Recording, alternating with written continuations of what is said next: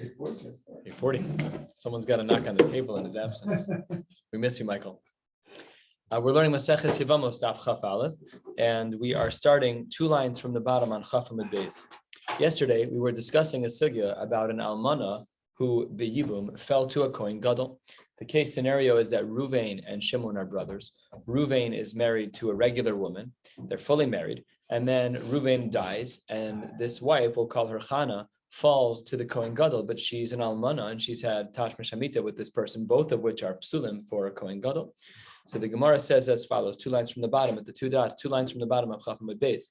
The Gemara says, "Itmar bias kohen gadol be'almana."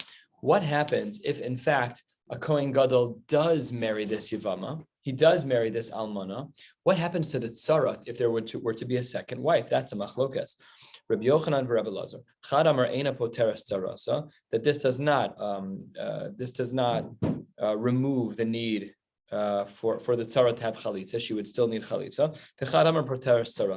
And now the Gemara distinguishes on the very top of Chaf Aleph and Aleph as to the 2 possible cases of an almana. Either they were fully married or they were only partially married.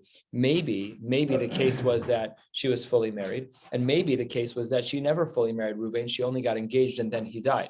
So says the Gemara on the top of Chaf Aleph and Aleph, "Be'almana min hanesuin." If the almana was fully married to Ruvain, and only then Ruvain died, so she's not only married in betrothal, but she also has been fully married. They've had tashmish hamita. Kule alma lo pligi de lo patra. Everyone agrees that this yibum will not exempt her. Why is that? De'ein aseh dochelosa aseh ve'aseh. Because it's not yibum. Yibum is an aseh, but yibum cannot override a dual challenge of the kohen gadol. There's both a losa aseh and an aseh as it relates to the kohen gadol marrying the almana. There's an aseh that he has an obligation to marry a woman who's a basula, which he violated, and there's a losa aseh that he's not allowed to marry an almana. So what that means is that we have aseh dochelosa aseh, and it's against. We have an aseh of yibum, and it's against the los aseh and aseh of the halachos of a kohen gadol. So since the woman herself, it wasn't yibum, it wasn't a marriage, it's not even allowed. Therefore, the tzara is not patura.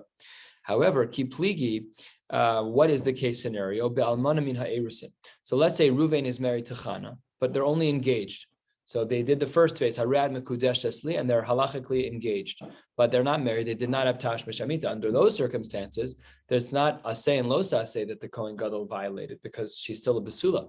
If a woman is still a basula and the kohen gadol marries her, fine, but she's still an almana. Her husband did die, even though she is only a wife and he is only a husband of a betrothal. It still is considered a marriage of some kind. So that's when we have our machlokes. Ki pligi be'almana min ha'erusin. The machlokes is between Rav Yochanan and Rabbi Lazar. Some change it from Rav Yochanan to be another Amora. What does it change it to Rav Acha? Either way, what's their machlokes? Ki pligi be'almana min ha'erusin. Manda amar poteres, according to the one who says that the tzara would be exempt if the kohen gadol married the almana. That's in a case of asi aseh v'dachi es halos aseh. That's only true in a case where there's aseh and los aseh, and that's what we have here. We have aseh dochelos aseh. Because there's the mitzvah saseh of yibum, but there's only one isser going on with the kohen gadol and this woman, and that is marrying an almana. So aseh dochelos aseh. Therefore, the yibum is chal. Therefore, the woman is poteres. Therefore, the tzara is going to be poteres. However, umanda amar eina poteres, according to the Amora who holds that the tzara is not poteres. Why is that the case? Because even though it's true that the yibum is only up against one isser, which is the kohen gadol marrying an almana, lo asi aseh v'dachi es los aseh kevan de'afshar b'chalitza. Oh, this we saw yesterday a little bit, that maybe the kohen gadol should never have done yibum because he had the option of doing chalitza. And if the kohen gadol has the option of doing chalitza, then we don't employ aseh dochelos aseh because the aseh of yibum had another track. Maybe we could have done the aseh of chalitza instead. So says the Gemara, that's a possible answer, but we're going to reject it. Meisvei, the Gemara asks, Chaf Aleph Amud Aleph 6 lines down. Meisvei, we saw a brisa yesterday, v'im ba lukanu, that if a kohen gadol does in fact do yibum with a woman who is betrothed, and he does yibum with this woman and she's an almana, so the Gemara says that it was koneh, which means that aseh dochelos aseh should still work because yibum was allowed in this case. We see that it was chal. Says the Gemara to Yufta, that does in fact reject one of the opinions that we just saw, which is the opinion of Eina Poteris. At the same time that this was a question on our Gemara, it's also a question on yesterday's Gemara, because yesterday Reish Lakish posited that maybe we should not do Yibum because he's a Kohen Gadol. Maybe we can fulfill all of our halachic requirements. Instead of doing Yibum, you can do Chalitza, which maybe is a mitzvah d'oraisa. Maybe, let's see. Lema tehavi namitu for the Reish Lakish, who yesterday recommended that we should not do Yibum in the case of an Almana and a Kohen Gadol, but rather we should do Chalitza to fulfill our obligations of the Psukim and Chumash by Yibum. So Amar Lach Reish Lakish, that's not correct. Ki amina ana, when do I say that Chalitza is appropriate and therefore it should be done? That's Heichad Mekayim mitzvah. That is where you actually are doing what is right, and the mitzvah in that case is Chalitza, where a woman should do Chalitza. However, Aval, this is a very important yesod in understanding the basic psukim and chumash. The Torah tells us an open story. This was the first night that we learned the Maseches Yevamos. We looked at the psukim, and it said that if a man doesn't want to do yibum, then he can do chalitza. But Reish Lakish is saying he's qualifying. It's not so much that he doesn't want to; he can't. We don't allow yibum in all cases, as we've seen. So in a case where we don't allow yibum, then chalitza is a mitzvah. But where yibum is allowed, so then chalitza is not a mitzvah. It might be functional, it might work, but it's not appropriate. So that's what Reish Lakish says, and therefore, in his case scenario, he must have been talking about a chalitza, which was b'makom mitzvah, where yibum was not allowed. Now we're going to jump into a very long sugya about shnios. It's a bit of a complicated sugya with a lot of nuance in it, and that's why some of these pictures will be helpful. I was saying to David before we started tonight that one of the challenges of learning Yevamos is that we don't really have like terra firma, like we're not used to this space. It's very, very new. When we talk about Hilchos Shabbos, okay, we don't know every Mishnah Brura, every Shach and Taz, but we have a clue. We have an idea of what Hilchos Shabbos is. With Yibum, we have no idea. We're like starting out of left field. So right now we're going to learn what all these Dinei D'Rabbanan are within Yibum, and we might have thought, I certainly thought that some of these were Isurei D'Oraisa. For example, marriage to a grandparent, Midoraisa. Well, we're going to see in the Gemara what the din is over there, but it's a bit surprising. It's only an Isser D'Rabbanan. How is that possible? Because we don't know anything about Yevamos. I don't know anything about Yevamos. So like when I am learning all of these new things, I'm like, oh, brand new. So we just have to have a sense of, we're kind of missing some of the foundations. By the time we're done with the Masechta, had we come back and learned it again in 7.5 years, then we'll feel a little bit, okay, now we have some familiarity. So let's jump into this sugya about shnios, about Dinei D'Rabbanan. Omar Rava, a discussion of whether or not Rava was the one who said this. Remez l'shnios min haTorah minayin. Where is a hint in the Torah that there are shnios? Shnios was the language of our Mishnah to speak about Dinei D'Rabbanan as it relates to Yibum. So the classical case of Yibum is that Reuven is married to Rachel. Reuven dies without children, and then Rachel falls b'Yibum to Shimon. Classical case. But there are many other cases that of various family trees and iterations where it's not an Isser D'Oraisa and it's an Isser D'Rabbanan. Those are shnios. And that is the Torah protecting us to make sure we don't violate any larger Isurim. We'll learn about that in a little bit. So where do we see Psukim and Chumash about this? We're 10, 12 lines down on Chaf Aleph and Aleph. We're going to see 5 answers to this question. Here's answer number 1. The Pasuk says, Shne'emar ki es kol ha'toivos ha'el asu anshe ha'aretz. All of these abominable things that were done, ha'el, usually is ha'ele. So this is the word we're going to play off of. Ha'el implies kashos. Those are ha'toivos ha'el. Toivos are abominations, ha'el. So these terrible, very strong word. Michlal, that also implies the ikarakos, that there are some things that are softer. There are some things that are less severe. So the Dinei D'Oraisa are called the rakos. And umayninhu, what are Dinei D'Oraisa are referred to as ha'el. And what are the rakos of umayninhu? Those are shnios, Dinei D'Rabbanan. Asks the Gemara on the text of the pasuk. It says ha'el. Umay mashma de ha'el lishna de kashahu. How do we know that the word ha'el is a reference to something that is very difficult, a strong language? Says the Gemara, Dechsives ele haaretz lakach, a pasuk that teaches us that ele is a word of strength. Says the Gemara, maybe this is an argument, lema pliga de Reb Levi. Maybe this idea that ha'el is a very strong word disagrees with the shita of Levi. How so? The Amar Reb Levi, kasha onshin shel midos yoser mi onshin shel arayos. This is one of the things that we might have heard over the years, that when you mess around with weights and measures and you cheat people with weights and measures, that's even worse than arayos. Very strong line of the Gemara. So if you ever go to the gas station, you'll see a sticker on there, and the sticker says that somebody came there to measure, that when it says 1 gallon, that it actually is producing 1 gallon because the weights and measures. You don't know how much it was flowing out of. You have no idea. If you look inside of it and you start, that's a bad idea. We have no idea. The only way to test is to take an external container, fill it up exactly 1 gallon, and see what the machine says. If you cheat, that's called cheating on your midos. That's worse than arayos. How does that work? Says the Gemara, because shezeh ne'emar bohen el. When it comes to our case, it says the word el, toivos ha'el. And yet when it comes to midos, it says the word ha'ela. What does that imply? That ela is a very severe word and el is not such a severe word. So says the Gemara, that's not a very good question because el kasha, the ela kasha me'el. It doesn't mean that el is not kasha. It just means that ela is stronger. So it doesn't, not a big deal. So now we have 3 levels. Ha'ela is the worst. Ha'el is the second worst, and then the one under that is dinei derabanan. That's shnios with the word with a reference to ha'el being strong, and then there must therefore be something that's rach. So it says the Gemara, but wait 1 second. Gabe arayos nami haksiv ela. We see that by arayos we do have the word ela. So why are you saying that midos are worse than arayos if you're learning from the words ha'el and ha'ele? Hare, when it comes to the world of arayos, we have the word ha'ela. We have the word ela too. Says the Gemara, you're right, we do, but that word ela comes to make a very important distinction between midos and arayos. What's that? Hahule meute midos mikares. That's to tell you that in as much as it's true that there's a severity, and we'll learn what the severity is, that there's a severity to messing around with weights and measures, but still there's no kares. Masha'en came with arayos, that many cases of arayos, not all, many cases of arayos are kares. Rahman al-Itzlan, Hashem should protect everyone. If ever there is a case scenario when a person is in a scenario of one of the mitzvos, Yeharag v'al Yavor, if somebody says, sleep with this person right now or I'll kill you, you have to know the halachos.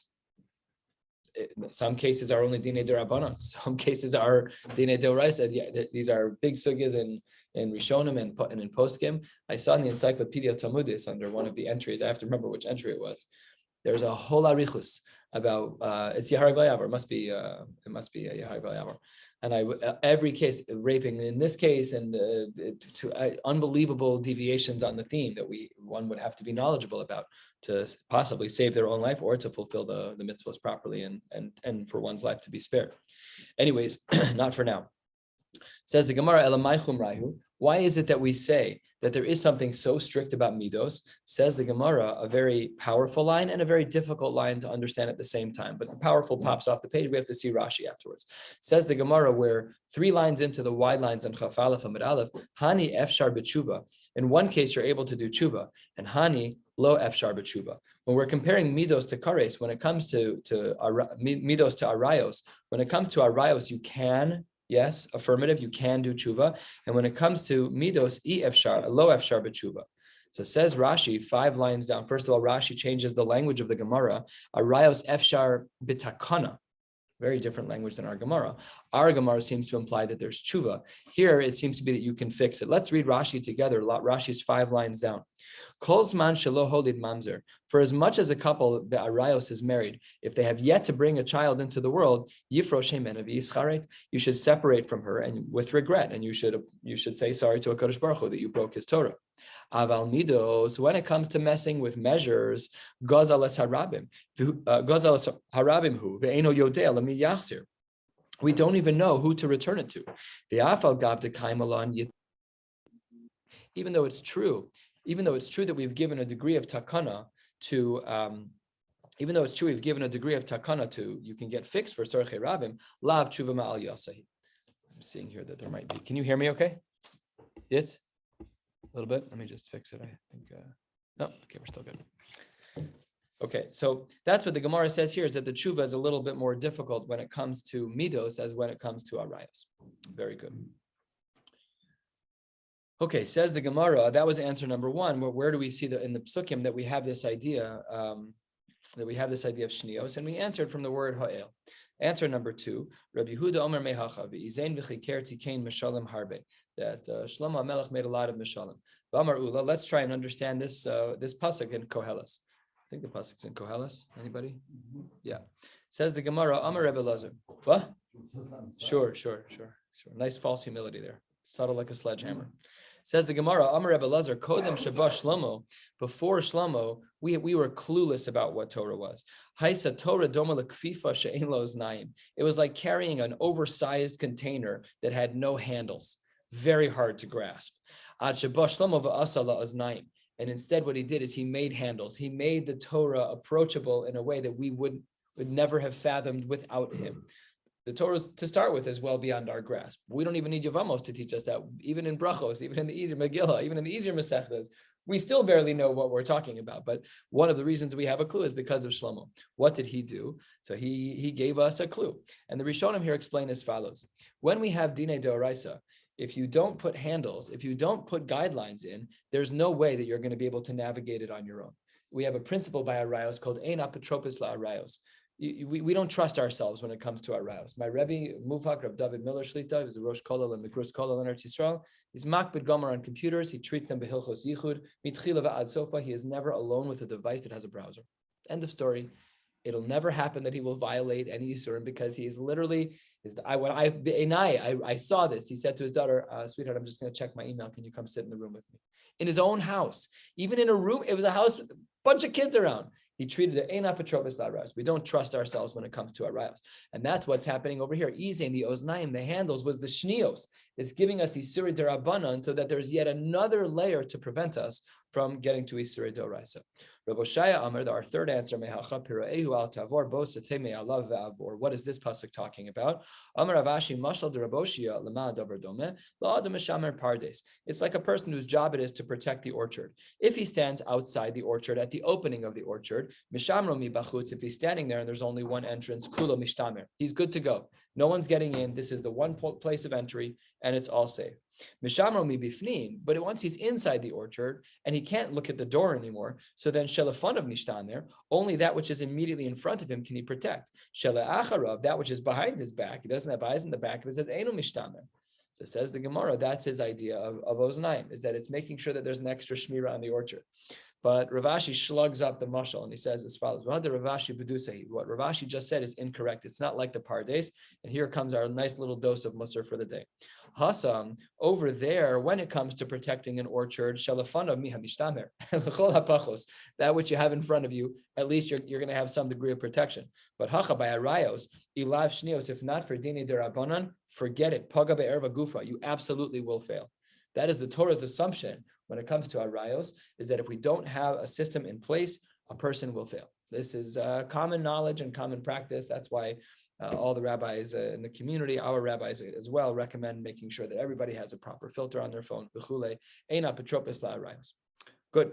Answer number 4. Rav Kahana Amar Mehacha. The reason we know that we have shnios, that we have these dinei derabanan that surround Yevamos, is from the pasuk that reads Ushmartem es mishmarti. That's what the pasuk reads. And what's the drasha? Asu mishmeres the mishmarti. You should make a fence around my statutes. What that means is that we have dinei derabanan that surround dinei deoraisa. Asks the Gemara a little more than halfway down, 12 lines or so into the wide lines. Amarle Abayler of Yosef Hadeoraisa. That pasuk is a pasuk in Chumash. If you're going to make a drasha that there are shnios because of mishmeres and mishmarti, then they're dinei deoraisa. They're not dinei derabanan, because that pasuk means that you have to make a safeguard for the halacha. So says the Gemara, no, the pasuk is deoraisa, but the drasha is derabanan, upirshu rabbanan. The pasuk says what it says. The rabbis are the ones who explained it. Asks the Gemara a very important question. Kol Torah nami pirshu rabbanan. The only way we understand Torah is by drashas from the Chachamim. So if you're going to tell me that, no, we make a chakira. When we have the pasuk, that's what Hashem said. But what the rabbis interpreted as is derabanan, you just undercut the whole entire Torah. Every drasha and chumash that we have, you go through the Taryag mitzvos. That's because the Chachamim had a drasha on a pasuk. We don't know how to do that. Only the Chachamim knew how to do that. So says the Gemara, if you're going to say such a thing, then kol Torah nami pirshu rabbanan. The rabbis did. The answer is the Gemara. You're right, Ella. Therefore, it is midirabanan v'kras machta ve'alma. Therefore, we see that really it is just a din dirabanan. The pasuk is only being used here midirabanan. As well, we should have asked the kasha. We've seen this pasuk before, and we've used it for drashos before, and therefore we cannot use it more than once. But when you're using something for an asmachta, no problem at all. All right, thinking caps. Tana Rabbanan, the rabbis teach us 2/3 of the way down Chaf Aleph Amid Aleph at the 2 dots. The Gemara says, Mahim shnios. What are examples of shnios? The Gemara here in this brisa is going to present 8 cases. 8 is an important number. We'll come back to it hopefully at the end of the page, hopefully before Shacharis. The Gemara says that there are 8 scenarios of din derabanan. What are the 8 scenarios that are din derabanan? Remember that these are rabbinic. Aim imo, the mother of your mother. So says the Gemara, that is only an isser derabanan. Next, the aim aviv, the mother of one's father, din derabanan. Ve'eshes avi aviv. Eshes avi, your father's wife. Din d'Rabbanan. Ve'eshes avi imo, your mother's father's, your avi imo, yes, your mother's father's wife, also d'Rabbanan. Ve'eshes achi ha'ab min ha'em, it is your father's brother's wife, and the father and brother are related min ha'em only on the maternal side, and then the same but on the paternal side. Ve'eshes achi ha'em min ha'ab, you have the mother's brother's wife, but only from the father's side. The kalas beno, and your son's daughter-in-law. The kalas bito, and your daughter's daughter-in-law. All of these cases are dine d'Rabbanan. These are referred to as the shnios. So again, like by Hilchos Shabbos, we can often guess when something is d'Rabbanan or d'oraisa. Here, we're clueless. That's why it's important to know that when we don't have a frame of reference, these are a little shocking that a grandmother is even relevant midoraisa. That means that if you do yibum with your grandmother, it technically is chal. The marriage is usher, but the mechanics of the kedushin work. That's a wild concept because we don't think that way. That's what the Torah says. Midoraisa, it's mutter. We have an inisr d'Rabbanan. In this brisa, these are the 8. In this brisa, it's also going to talk about a case that we're going to have to spend some time on the copies here. It says the Gemara, umutter adam be'eshes chamav. A man is allowed to marry his father-in-law's wife, not his mother-in-law, but his father-in-law's new wife. So let's say the mother-in-law is no longer alive. Your father-in-law remarries, and therefore you can marry his wife upon their divorce or upon your father-in-law's death as well. Ube'eshes chorgo. A chorgo is a stepson, the wife of a stepson. It's not your son, it's your newly married wife's son and his wife, and then the son gets divorced, and you get divorced from your wife. Under those circumstances, you can marry the wife of a stepson. But the aser bebas chorgo, it's forbidden to marry the daughter of the chorgo of your stepson. The chorgo, the stepson himself, is mutter beishto uvito. The chorgo is allowed to marry the stepfather's wife and daughter. The eshes chorgo omeres, and the wife of the stepson can say to the stepfather, omeres lo, she says to her stepfather, ani muteres lach, ubiti asura lach. All right, let's go to this piece of paper. Which case is this? Yeah, let's look at the one that oh, sorry, is it this one? Yeah, look at the one on the top that says Reuven, Rachel, and Yaakov, if you have a copy. All right, so here's our case. Let's learn it outside and we'll go back inside. The initial marriage is that Rachel is married to Yaakov on the top. They have a child named Chaim. Rachel and Yaakov get divorced. That's the X1. Yaakov and Rachel divorce. And then Rachel marries Reuven. Meanwhile, Chaim, the child of Rachel and Yaakov, marries Leah, and they have a child named Milcah. And then Chaim and Leah get divorced. Leah is Reuven's steps. Let's do this the right way. Reuven and Chaim is stepfather and stepson because it's not his child, only through marriage. It's Rachel's child. So Reuven and Rachel are currently married. Reuven's stepson is Chaim, and Reuven's stepson's wife is Leah. So if Chaim and Leah get divorced, and it's if Rachel and Reuven get divorced, or if Rachel dies, can Leah marry Reuven, and can Leah marry Malka? So that's what the Gemara is saying, is that Reuven can marry Leah. What? Can Reuven marry Leah and can Reuven marry Malka? That's the Gemara's question. That's what the Gemara. That's the case of the Gemara. What? What did I say? What did I say? Sorry, that is not this sugya. That is not this sugya. Happy to discuss it when the time comes. Sorry. We have enough problems. This family tree is complicated enough, and there's only 6 people in it. Sorry, let me re-speak. I'm still not going to edit any of my shiur. It hasn't happened yet. So it says the Gemara that we're discussing a case where Reuven has an opportunity to either marry Leah or Reuven has an opportunity to marry Malka. So the Gemara says that Reuven is allowed to marry Leah, but Reuven is not allowed to marry Malka. So let's go back inside the Gemara. The Gemara says, let's go to Ve'eshes chorgo omeres, 12 lines or so from the bottom. Ve'eshes chorgo omeres. So this is Leah. Leah is the eshes chorgo. She's the wife of the stepson. She says to Reuven, ani muteres lach, I can marry you, but ubiti, my daughter Malka asura lach, you cannot marry her. Why did that whole thing change? What? It was like a list, this one, and then all of a sudden Omer, like why is she talking all of a sudden? Well, the Gemara is going to a little bit answer that question, but it is articulating this important distinction between Leah being perfectly mutter to marry Reuven and Malka being perfectly usher. It's showing a very sharp, extreme contrast case. What's super strange about it is that it doesn't fit in this brisa because it's not derabanan. The Gemara is going to ask. The syntax, how it Correct. The syntax changed. Yeah, that's interesting. I didn't see any Rishonim who discussed that. Yeah, the syntax, you're correct. The syntax is wildly different. That's correct. But I don't know. Then the Gemara says, hey, wait 1 second. The Bas Chorgo, Leah's daughter Malka, her relationship to Reuven is such that they can't get married on a Torah level. Bas Chorgo is deoraisa. Why is it deoraisa? What is Reuven's relationship to Malka? Bloodline, nothing. But he was married to Rachel, and Rachel was the grandmother of Malka. So therefore, the Gemara says, the Bas Chorgo is aser midoraisa. D'chsiv es bas bina ve'es bas bita. When you marry someone, you are then forbidden to her granddaughter, which would be in this case Malka. So says the Gemara, the reason why we spoke about the case of Bas Chorgo was as follows: Mishum de kaboy lemisnei seifa eshes chorgo meres lo ani muteres lach ubiti asur lach, because we wanted to have that case to articulate the distinction between a deoraisa and mutter as it relates to an isur deoraisa of Malka to marry Reuven, and it's mutter for Leah to marry Reuven. Ve'afal gav de biti asur lach mi deoraisa, even though it's true. Leah says that my daughter Malka is usher to me deraisa, bididi lo gazer be rabbanan. By me, there isn't even a din derabbanan. So says the Gemara, because of that, therefore, Tana Reisha Nami Bas Chorgo. We had that case, which is obviously a case that's midoraisa. Says the Gemara, if you're looking for a sharp contrast, I have a sharp contrast case for you. Ihachi, here's the following scenario.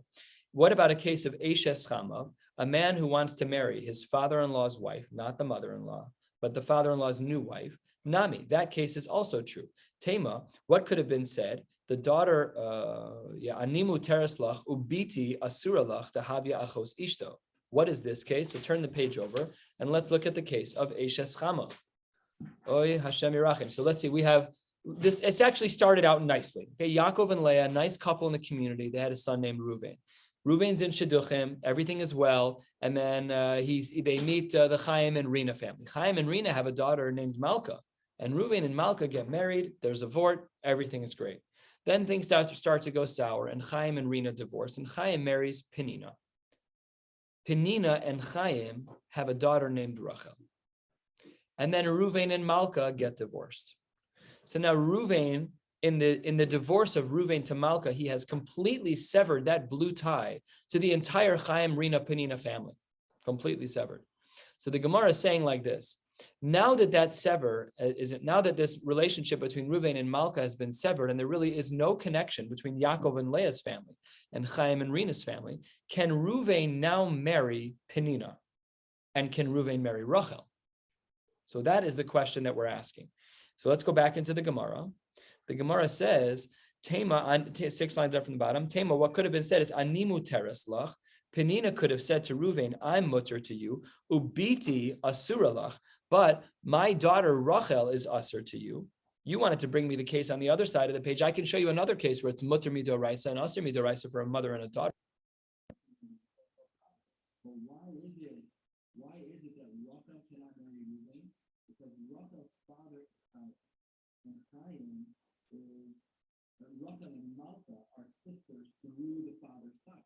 The Gemara says that's why Rachel's out down for the count, but Penina can certainly marry Reuven. So that's what the Gemara posits. Why is it that you're saying that that this case is any worse than that case? So the Gemara says the difference in the two cases are simple. Hapsikale, halopsikale. In regards to the first case that we learned, so in the first case that we learned, the relationship between a man like Reuven and his granddaughter through marriage Malka, that will never ever change. There will always be a pasuk in Chumash about that. However, in the case of Eishes Chamav that we learned, we had said that Penina's is mutter to Reuven, but Rachel's usher to Reuven because Rachel and Malka are sisters. But had Malka died, then Rachel could have then married Reuven in this new case. And therefore, says the Gemara Halopsikale, that this new case is it's not definite. It can change based on what's happening. If Malka dies, then Rachel is then eligible again. Next level. 5 lines from the bottom. Amar Rav, Arba Nashim Yeshlam Hefsek. There are 4 women who have a hefsek. What does this mean? Not a hefsek from Hilchos Nida. That would be completely out of context. Rashi tells us what's going on. 2 lines into the wide lines. What does it mean? Daled nashim sheniyos. There's 4 women who have a din derabanan status. Rashi adds, and yeshlan hefsek shelamala mehen ulamata mehen mutter. They themselves are usher, but the generation above them and below them are mutter. So we'll see what these 4 are in the Gemara. Nakit Rab biyadei tlas. Rab had 3 of them in his hand. It's interesting. The Gemara says that Rab had 4 because the Gemara then says that Rab has 3. But maybe Rab was quoting from somebody else. What are the 3 that Rab holds in his hand? Says the Gemara as follows: Eshes achi ha'em, the mother's brother's wife, min ha'av. So this mother and brother have the same father, and this your mother's brother's wife. She is one of these cases that is a hefsek. She herself is asura, but the generation up and the generation down from her is mutter. Ve'eshes achi ha'av min ha'em. You have your father and his brother are maternal brothers, and this your father's brother's wife is also in this category. That's number 2. The kalaso, and a man's daughter-in-law. The Gemara is going to throw the daughter-in-law out because that we know is a pasuk in Chumash. We'll get there soon. Those are the first 3 in this category of hefsek, where the woman herself has an Isser Derabanan status. But those 1 generation older, that woman's mother or that woman's daughter, would then be perfectly mutter. Uzeiri mosif af eshes avi imo. Zeiri adds in 1 more. We've been talking about your parents' generation, your parents' siblings' wives. Here we're going up to the grandparent generation. Af eshes avi imo, your mother's father's wife. So that's a 3rd case, that's a 4th case that Zeiri adds. Amar Rav Nachman bar Yitzchak b'simanech. How do we remember who says what? Because de'ilae Rav. Very interesting play on words. This is greater than Rav. What does that mean? The 3 cases that Rav was talking about were only in the parent generation. So my parents, siblings, spouses. But what was Zeiri talking about? My mother's father's spouse. We're going up to the grandparent generation. Zeiri Rav. This is a greater than Rav, only been in generations. We're talking about a generation that's still older. The Rav, my time alochashivle. Why didn't Rav include the case of Zeiri? Why didn't Rav include the case that Zeiri listed as your mother's father's wife, a grandfather's wife? Says the Gemara, because it's too similar to another case. Michlefalei, one would get confused between that case and Eshes Aviv, your father's father wife, which would be problematic. So therefore, he didn't include it. Zeiri, what do you do about that? Well, we're less concerned about the father side of the family than we are about the mother side of the family. Why? Says the Gemara, and this must have been the Metzias at the time, last line of Chafal Amud Aleph, was Zeiri. The reason why he did include his case and wasn't worried about Rav's concern was because Lahasam Shchiach V'Azil, on the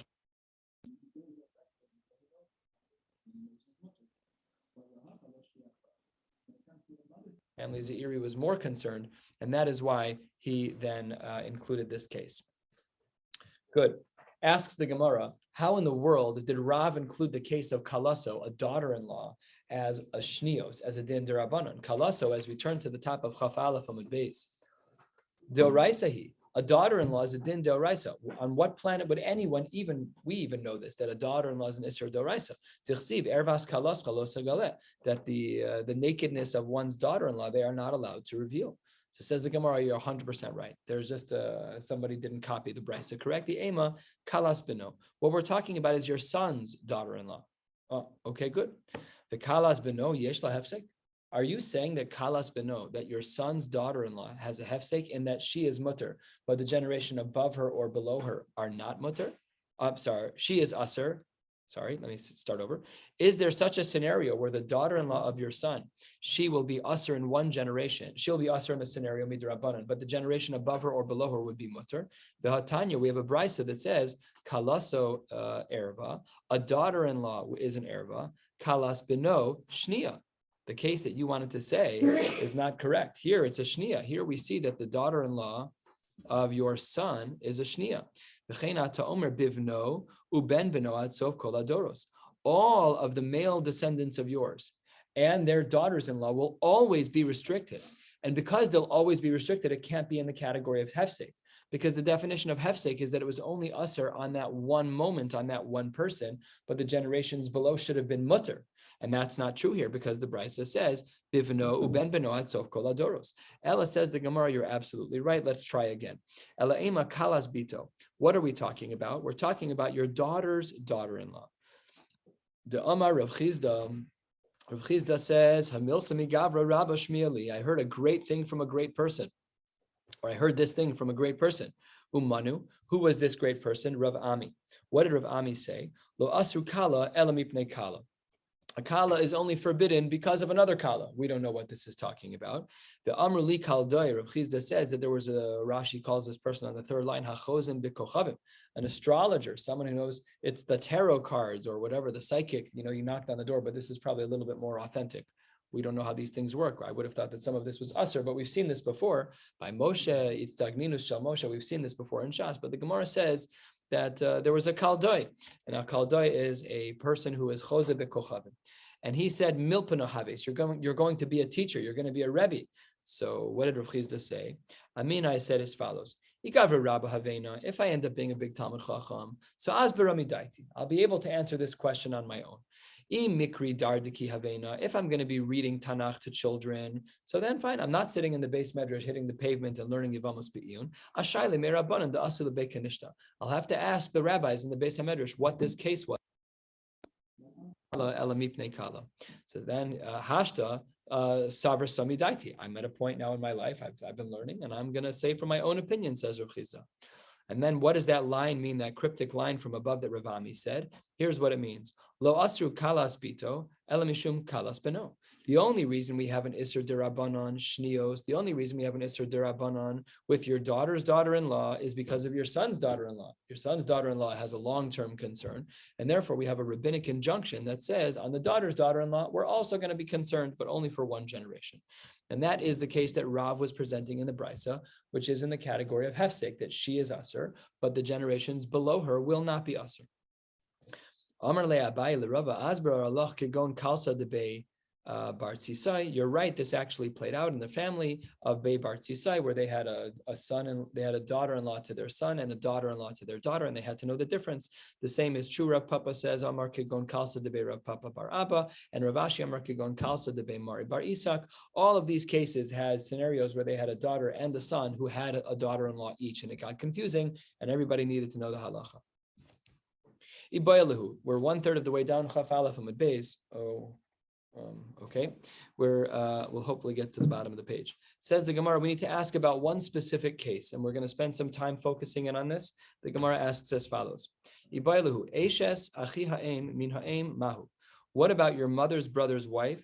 And the mother and brother are related only maternally on the mother's side, which is not as concerning as through the father's side. So the Gemara says, what about your mother and her brother who are maternally bound, and your mother's brother's wife, Mahu? Okay, do we say that Eishes achi ha'av min ha'em, ve'eishes achi ha'em min ha'av, the ikat tzad av hu degazu rabbanon? Do we only say that there's a rabbinic injunction in these distant cases when there is at least a father in the paternal line, either your father's brother or some other case, or that at least they're bound paternally, the parents? So then that's when we have a din derabanan. Aval, in our case, where there is no father in the lineage, remember, what's our case? Look back at the two dots. It's Eishes achi ha'em min ha'em.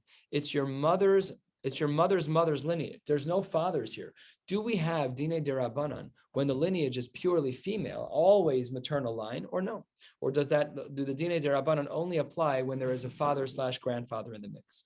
Says the Gemara, it should be totally mutter. Why should that case be totally mutter? Your mother's brother's wife, when your mother and brother are bound on the maternal side, because Amar Rav Safra, he gufa gzeira, the ana nekum v'nigzor gzeira l'gzeira. We already have a case. All the cases where there is the paternal line, where the cases that we just quoted. So in the case where there is a paternal line, even those cases are derabanan. So now that we have a case when there are no fathers in the lineage at all, we're going to say there as well that's a gzera derabanan. But ana nekov nigzor gzera l'gzera, it's not right. We have a principle. You're allowed to have a gzera, but you're not allowed to have a gzera l'gzera. Says Rava, that's not correct in this case. We see an extreme number of cases where we have what would seemingly look like gzeira. And Rava presents three of them. Amar Rava, Atu kulhu lav gzeira, and all of these cases appear, many of these cases appear to be gzeira. And Here's example number one. Example number one is like this. Emo erva, a person is considered to be an erva. Sorry, I'm seeing the sound change here. Let me just fix that. There you go. Says the Gemara. Here's the first example. We're halfway down on Chaf Aleph Amud Aleph. Amar Rava, he says as follows: Imo erva. We know that a person's mother is an erva. Aim imo shnia. A mother's mother is a shnia. She has a din d'Rabbanan status. The gazru al aim aviv mishum aim imo. And we have a gzera. This third case that we're talking about is a gzera on the gzera of aim imo. We have a gzera of aim aviv, of the mother of your father, mishum aim imo, because of a din d'Rabbanan, a shnia of your grandmother. So there, why is that? The reason we did this is because it's really all under one gzera. It's the grandmother concern, which we could call based on this language. Ema rabasi. So we have an expansive list of dinim that fall under this umbrella. It all looks like gzera, but it's really not. Second example, we know that Eshes Aviv Erva, your father's wife is Erva. We also know that Eshes Avi Aviv, that your grandfather's wife is a shnia. That's only a din d'Rabbanan. That's not a din d'Oraisa. And on top of that din d'Rabbanan, we built yet another d'Rabbanan. The Gazral Eshes Avi Imo Mishum Eshes Avi Aviv. We know that there's a gzera on your mother's father's wife because of your father's wife. When it's all maternal line, it's less concerning. That's for another time. But on the father's father side, it was all based on the same gzera. I is a gzera. No, it's all under the same umbrella. Over time of my, what is that umbrella? Kulu debe abba rabba karule. This is all grandfather stuff. And the third example that Rava gives to show that we're not really concerned about gzera is as follows: Eshes achi ha'av min ha'av erva. We know that your father's brother's wife is erva, as long as it's on the paternal side. And Eshes achi ha'av min ha'em shnia, and we know that your father's brother's wife, when they are bound maternally, is a din d'Rabbanan. And what's the gzera that we added on top of that? Seemingly gzera. The gazra al Eshes achi ha'em min ha'av, umishum Eshes achi ha'av min ha'em.